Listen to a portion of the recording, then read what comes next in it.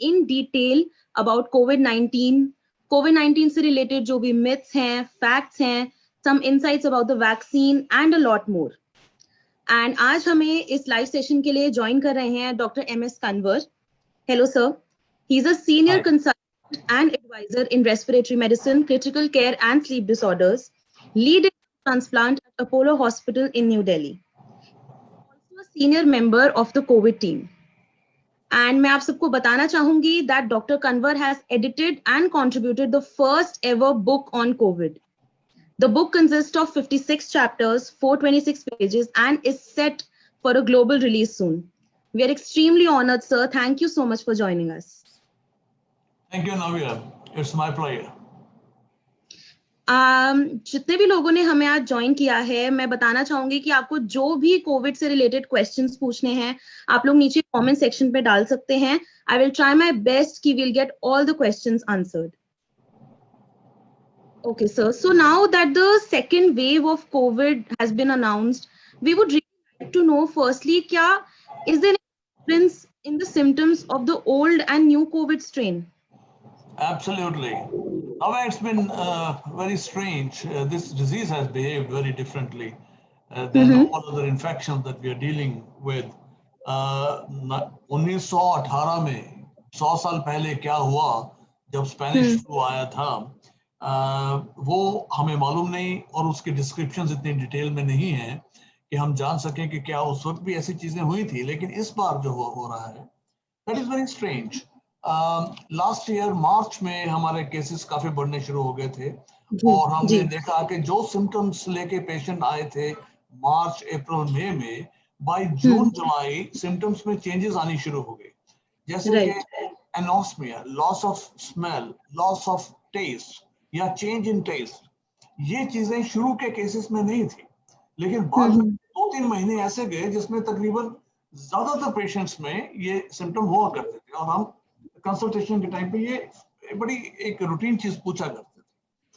लेकिन फिर एक ऐसा वक्त भी आया जब ये सिम्टम्स कुछ कम हुए और गैस्ट्रोइंटेस्टाइनल सिम्टम्स ज्यादा शुरू हो गए, डायरिया, थोड़ी सी एब्डोमिनल डिस्कम्फर्ट, किसी को नौशिया भी हो रहा है.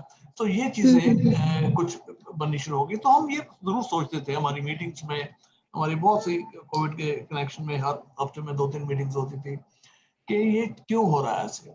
सो ऑब्वियस थिंग वाज कि डिजीज में कुछ चेंजेस आ रही हैं, म्यूटेशंस हो रही हैं.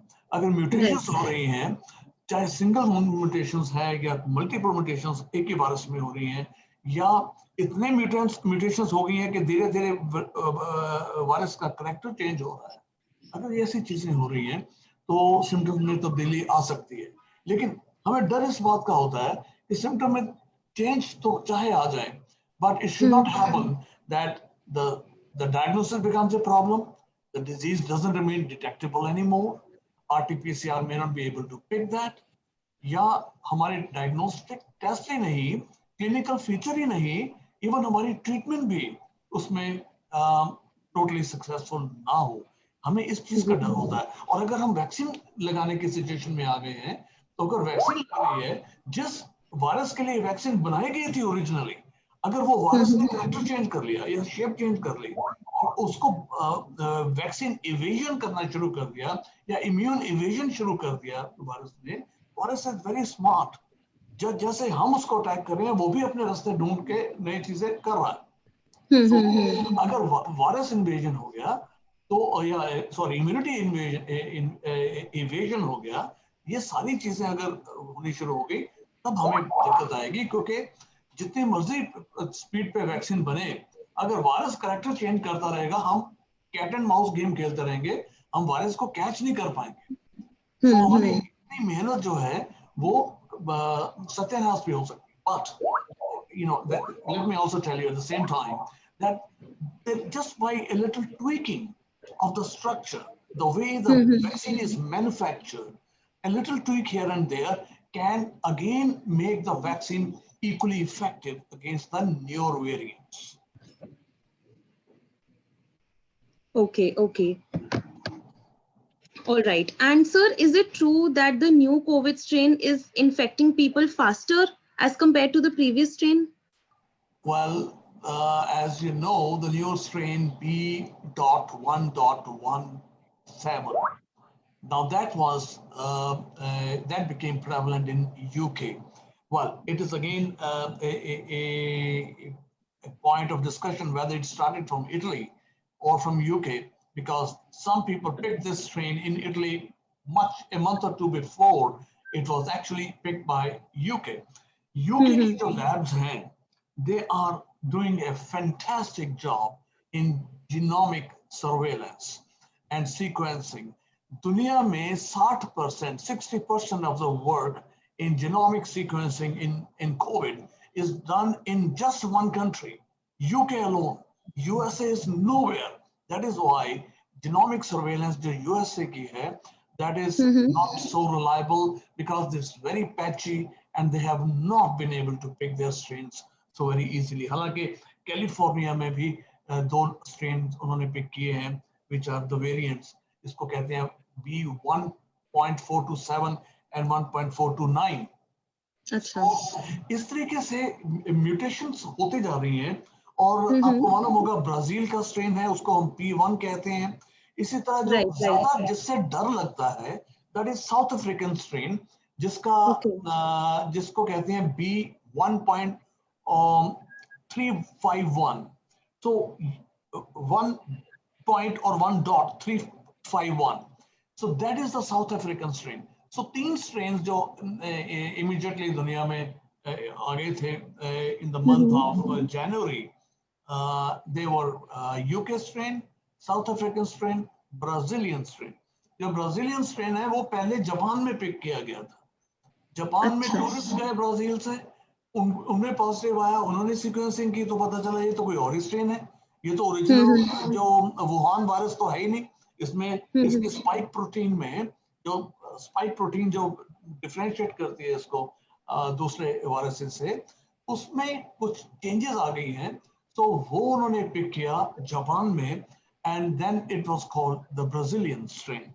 इसी तरीके से there are new strains in India which have been probably very dominant in Maharashtra.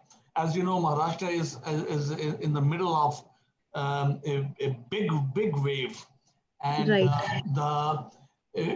one of the mutations has a common factor with a new Japanese strain.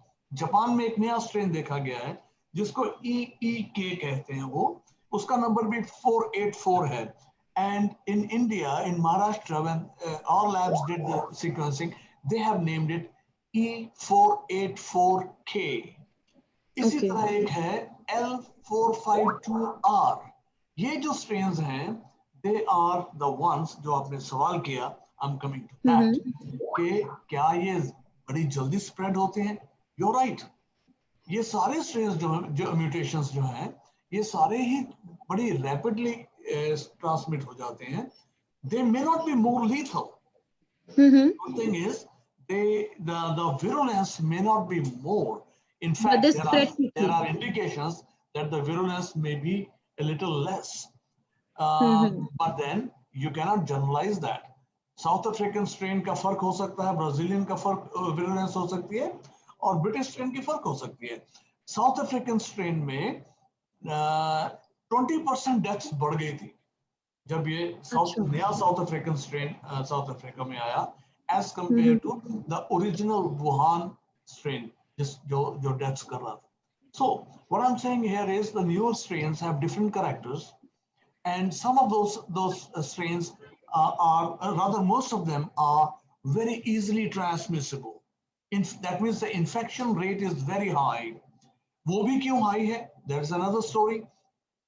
ये जो spike protein है, it probably gets fitted into the cell more easily when it tweaks its shape, and then it becomes easy for it to get transmitted inside the body and then multiply faster.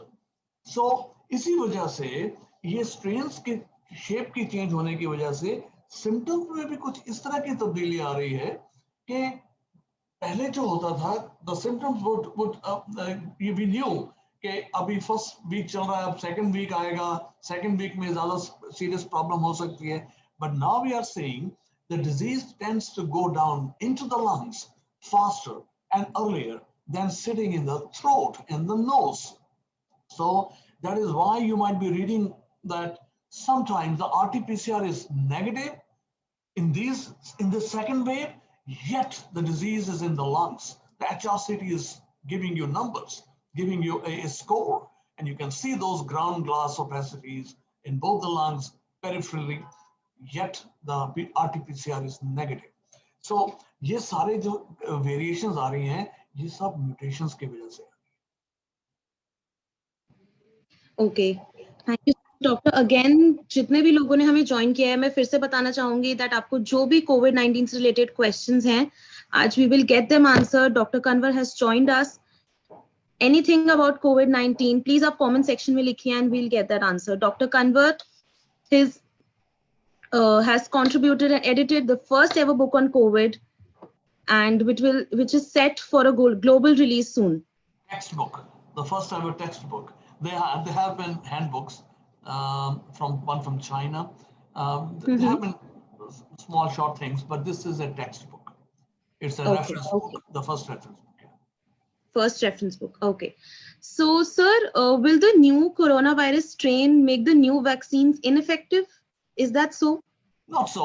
I already gave you a little tweaking about this thing and gave you a little hint about the answer. But let us hope, and we so far have seen that all the vaccines probably are equally effective in the strains from UK, which has been the most prevalent, even Brazil. But there is a doubt question mark about the South African strain, that the South African strain may not show as much respect to the vaccine. So it could be, in other words, the vaccines could be less effective where the patients are, or the community or the country is infected by the South African strain. We are yet not clear about the Indian strains that I talked about, and we are also not sure about the double mutants. I must also tell you what is a double mutant. Double mutant is if two mutations or variations happen in the same virus, then there is a likelihood that this can become more virulent and it can become more infectious. So double mutant, nobody wants to have double mutant in their country or in their community. So the one which is in India, it is called, I think, B617. This strain with double mutant is B617. And when they studied in surveillance studies and the genomic sequence studies, they found that majority of them were from UK. There was only one from Brazil. There were about 5% or 7% from South Africa, 5% I think, and the rest were all from UK. So we should be wary of these double mutants. So उसका मतलब ये है कि हमें genomic surveillance जो है इतना हमारा अच्छा और इतना robust होना चाहिए कि वायरस क्या कर रहा है, हमें उसकी नॉलेज होनी चाहिए और साथ साथ उसके लिए एक्शन क्या ले सकते हैं. फर्ज कीजिए अगर किसी कम्युनिटी में बहुत ज्यादा वायरस फैल गया जो कंट्रोल में नहीं आ रहा है, आपको अगर सीक्वेंस पता लग जाए कि ये हो रहा है, इसमें ये वैक्सीन काम करेगी कि नहीं करेगी, कितना करेगी, तो आप वैक्सीन वाले जो भी है ट्वीकिंग करना चाहते हैं उसमें जल्दी से जल्दी करें और वो एक्शन ले सके. और अगर उसकी वजह से कोई मेडिसिन में कोई प्रोडक्शन में या मेडिसिन के रिसर्च में कोई नई चीजें ऐड ऑन की जा सकती हैं तो वो की जानी चाहिए. So virus will always remain ahead of us. Let's be very clear about that. Because virus is doing this for its own survival. Virus अपने सर्वाइवल के लिए कर रहा है, becoming more infectious. और जितने भी म्यूटेशंस हो रही हैं जिससे हम डरते हैं वो वहीं पे होती हैं जहां पे वायरस बहुत ज्यादा फैला हुआ है. अब न्यूजीलैंड में क्यों नहीं म्यूटेशंस हो रही, न्यूजीलैंड वेरिएंट क्यों नहीं कोई सुन रहा, साउथ अफ्रीकन वेरिएंट क्यों नहीं कोई सुन रहा, ताइवान वेरिएंट नहीं कोई सुन रहा, सिंगापुर वेरिएंट कोई नहीं सुन रहा, because the numbers are very small there. So the virus doesn't have a chance to go into a variant formations or go into mutations. उसको इतना प्रेशर नहीं है वायरस को वो चेंजेस लाने का. तो जहाँ पे यहाँ बहुत ज्यादा समस्या है, जैसे यूएस में थी, यूके में हुई, यूरोप में हुई, अब इंडिया में भी बहुत हो रही है, तो वहां पे नए म्यूटेंट्स बनने के बहुत चांसेस हैं. Okay okay alright. And doctor, बहुत लोग कहते हैं कि कोविड-19 एक कॉमन फ्लू जैसा है, ये काफी एक मिथ मानी जाती है. तो would you like to shed some light on the similar symptoms covid and common flu have? Well, हमें ये दिक्कत तब होती है जब सीजनल फ्लू का टाइम होता है, जैसे मार्च अप्रैल में फ्लू का टाइम होता है, या अक्टूबर नवंबर के करीब फ्लू का टाइम होता है. उस वक्त हमें ये देखना पड़ता है कि ये इज इट सिंपल फ्लू और is it something to do with COVID, but you want to err on the side of safety. So whenever you have a doubt, you do a COVID test. So बाकी महीनों में जैसे month of May, June, July, August, then even December, January, जबकि flu के वक्त निकल जाते हैं, तो अगर कोई ऐसे सिम्टम्स लेके आता है जैसे खांसी है, फीवर है, गला खराब है, बॉडी एक्स है, क्योंकि फ्लू के साथ टोटली मैच करते हैं, तो अगर इन महीनों में होता है तो हम सबसे पहले कोविड के बारे में सोचते हैं और उसकी टेस्टिंग जल्द से जल्द कराते हैं. ठीक है डॉक्टर, अब हम कुछ ऑडियंस के क्वेश्चंस उठाएंगे. जैसे प्रणय दुबे ने पूछा है, व्हाट्स द बेस्ट प्रिकॉशन और practice for a person infected by COVID, as there is no such medication or cure found for the same yet? What is the best protection? 3 things. He's asking what's the best precaution? Precautions, 3 precautions, and which everybody has heard millions of times by now. Mask, distancing, and hand hygiene. So, and of course, avoiding crowded areas. So these are the things which you should universally follow as long as the pandemic is there, and this probably for at least for near a foreseeable future, let's say the whole of year 2021, you should probably follow these instructions very carefully, whether you're vaccinated or not vaccinated. You should keep following these precautions, क्योंकि vaccine लगाने के बाद भी आपको Covid तो हो सकता है, कोविड सीवियर नहीं होगा मोस्ट प्रोबेबली, आपको आईसीयू में नहीं लेके जाएगा, हॉस्पिटलाइजेशन की नौबत कम आएगी, मोर्टेलिटी रेट बहुत ही कम होगा, बहुत ही कम, लेकिन कोविड हो सकता है. कोविड अगर होता है, कुछ सिम्टम ही आएंगे, कुछ सिम्टम आएंगे तो आप दूसरों को इन्फेक्ट कर सकते हो, अपने फैमिली मेंबर्स को इन्फेक्ट कर सकते हो. सो ये नहीं सोचना है कि you have been vaccinated, now you're free to party, go around and mix up people. Please continue using all the precautions which you have been doing so far. Okay, so जैसा कि डॉक्टर ने कहा, सबसे best है to wear your mask, to use sanitizers and to social distance yourself from everyone and crowded places को avoid करिए. एक और क्वेश्चन ऑडियंस से आया है दैट कितने टाइम तक ये पेंडेमिक एस्टिमेट किया जा रहा है कि इंडिया में चलेगा? Gautam has asked, how long is the pandemic estimated to last in India and globally, according to you? This is $1 million question. Because this virus has fooled everybody. This has fooled all the pundits, and all the estimates from east to west, including Harvard, they were all found wrong and woefully wrong. So nobody was even close to what actually happened. So all our predictions were wrong. Even our estimates were way different. We thought that the pandemic would come under control towards the autumn last year. By Diwali, for example, हम सोचते थे कि control में आ जाएगा.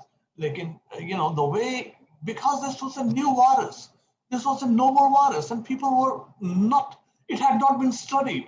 Its behavior was unknown.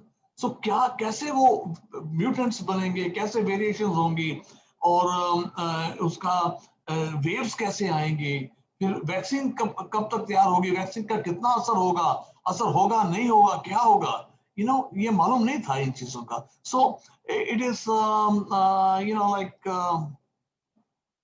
just a rough guess that probably this year you would continue to see the cases, and we only wish that the wave, the peak, comes pretty soon, as soon as possible, and then the wave is as quick, wave down is as quick as has been the upswing.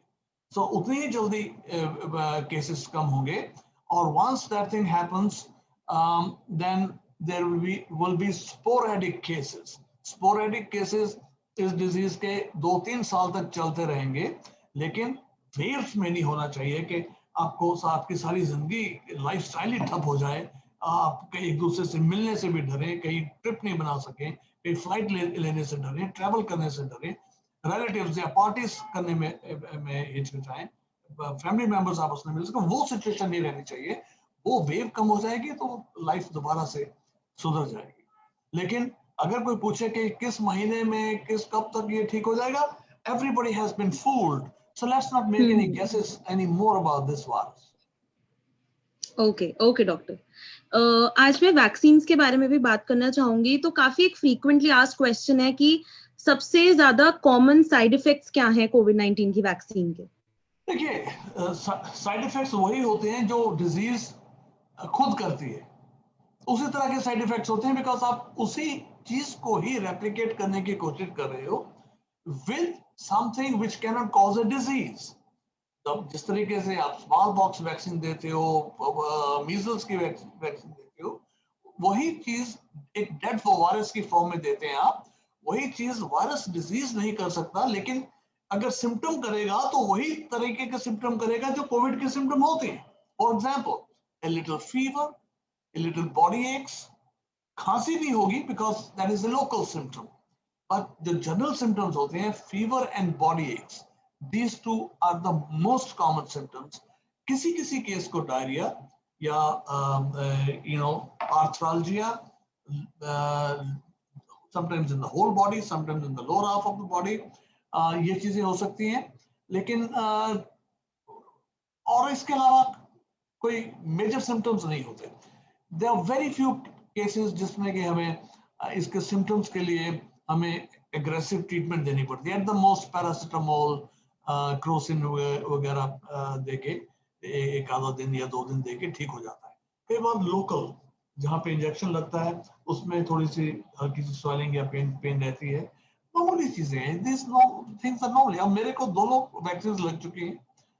पहले में थोड़ा सा पता लगा था कि vaccine लगी है, just for half a day और समथिंग. नेक्स्ट में तो पता भी नहीं चला, कि ऐसा लगा कि वैक्सीन थी कि पानी था. एंड डॉक्टर, क्या ऐसा भी है कि अगर किसी की ज्यादा एज है तो उन्हें कोई अलग सिम्टम्स देखने को मिलेंगे? नहीं, सिम्टम पैटर्न सेम होता है, सिम्टम सेम होते हैं, लेकिन उम्र ज्यादा हो या कोमॉर्बिडिटीज हो. कोमॉर्बिडिटीज का मतलब है किसी को डायबिटीज है, अनकंट्रोल्ड डायबिटीज है, हाइपरटेंशन है, कोई बहुत ओबीज है, कैंसर की ट्रीटमेंट ले रहा है, किसी का ट्रांसप्लांट हो चुका है, किसी को स्टेरॉइड्स मिल रहे हैं किसी और बीमारी के लिए.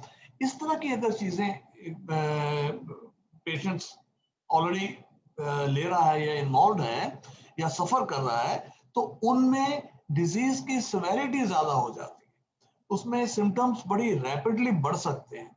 लंग्स में इन्फिल्ट्रेशन बहुत ज्यादा तेजी से बढ़ सकती है, सिम्टम सिवियरिटी स्कोर बढ़ सकता है, और जो ट्रीटमेंट घर में बैठे बैठे छोटी मोटी दवाई लेके ठीक हो जाती है, वो आपको हो सकता है कि हॉस्पिटलाइज होना पड़े. और इवन आईसीयू में केसेस जो भर्ती होते हैं, ज्यादातर वो होते हैं जिनमें ये जो चीजें मैंने बताई हैं ये होती है. सो उनमें सिवियरिटी ऑफ सिम्टम्स ज्यादा हो.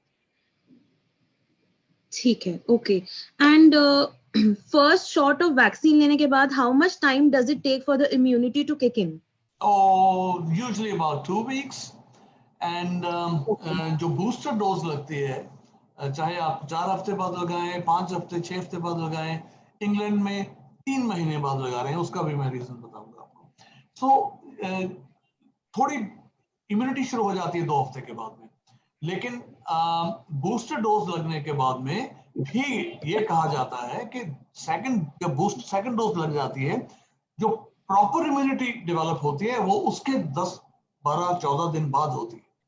सो अगर आपको सेकंड शॉट लग चुका, उसके 2 हफ्ते के बाद में आप कह सकते हैं कि अब मेरे immunity level should be good, my IgG levels should be good.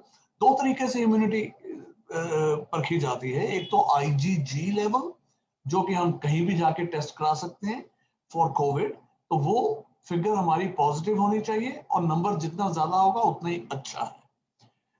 लेकिन दूसरी जो तरीका होता है वो that is called T lymphocytic immunity, वो हम मेजर नहीं कर सकते, वो एक्सपेरिमेंटल लैब्स में होती है। अभी कमर्शियल स्टेट में ऐसी कोई किट नहीं बनी है, लेकिन ब्रिस्टल में इंग्लैंड में वो लगे हुए हैं, उसके ऊपर काम चल रहा है कि जैसे आईजीजी आप ब्लड देते हो, कुछ घंटों बाद आपको रिपोर्ट मिल जाती है, उस तरीके से आपको टी लिम्फोसिटिक रिपोर्ट भी मिल जाए। सो ये चीज जो है हमारी इम्यूनिटी के बारे में। रही बात कि कितनी देर बाद सेकंड शॉट लगना चाहिए, इंग्लैंड में क्यों 3 महीने बाद लगाना शुरू किया, जबकि इनिशियल स्टडीज कहते थे कि सेकंड शॉट एस्ट्राजेनेका का 4 हफ्ते के बाद लगना चाहिए। तो उन्होंने ये देखा कि उस वक्त England was in A wave of second wave of Covid, जो कि बहुत रैपिडली बढ़ रहा था। छोटा मुल्क है, उसके हिसाब से अगर 60,000 नए केसेस रोज हो जाए, या maximum was I think 68,000 in one day, तो 50-60,000 के बीच में है। और मैं उस वक्त इंग्लैंड में था, 50 और 60,000 के बीच में तकरीबन 2 हफ्ते नंबर चलता रहा, and we were all worried about that. So उन्होंने कहा कि let us increase the horizontal immunity rather than के 2 शॉट्स हम थोड़े लोगों को दें, 1 शॉट तो दो ज्यादा से ज्यादा लोगों को। So that was the reason behind making it 3 months, so that they wanted कि सारा country को 1 shot तो मिल जाए, at least that population which is more vulnerable, जो कि pediatric age को छोड़ के 18 साल की उम्र के सबको चाहते थे कि वो सारे कंट्री में लग जाए। So that was the reason for 3 months। ये नहीं कि 3 months एक रिकमेंडेशन है। Yes, 4 से 6 हफ्ते के बीच में अगर आप सेकंड शॉट ले लेते हैं तो fair enough, it probably gives you the best immunity। Okay. I would again like to mention that जिन लोगों ने अभी फिर से ज्वाइन किया है, जिन लोगों ने अभी ज्वाइन किया है, we still have some time। आप लोगों को अगर कोविड-19 से रिलेटेड कुछ भी क्वेश्चंस पूछने हैं, I will ask doctor Kanwar, I'll try कि मैं आपके क्वेश्चन ज्यादा से ज्यादा आंसर करवा पाऊं। सो डॉक्टर, क्या स्मोकिंग और ड्रिंकिंग से कोविड-19 की इफेक्टिवनेस कम हो जाती है? मतलब अभी जो लोग वैक्सीन ले रहे हैं, क्या उनको इन 2 फैक्टर्स का ध्यान रखना चाहिए? Smoking probably not that I'm going to encourage anybody to smoke, लेकिन कोविड वैक्सीन से स्मोकिंग का कोई रिलेशन डायरेक्टली नहीं है। Probably like anything which can suppress the antibody production, alcohol should be avoided for a few weeks after the COVID vaccination is given. There are no clear-cut guidelines on that. This is a general indication. Okay, all right.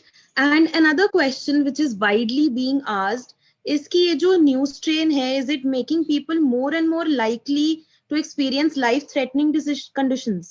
Not really. So far, touch wood, that situation hasn't arisen. We use a term called CFR, which is COVID fatality rate. COVID fatality rate is number of patients suffering from COVID versus the number of people dying from COVID.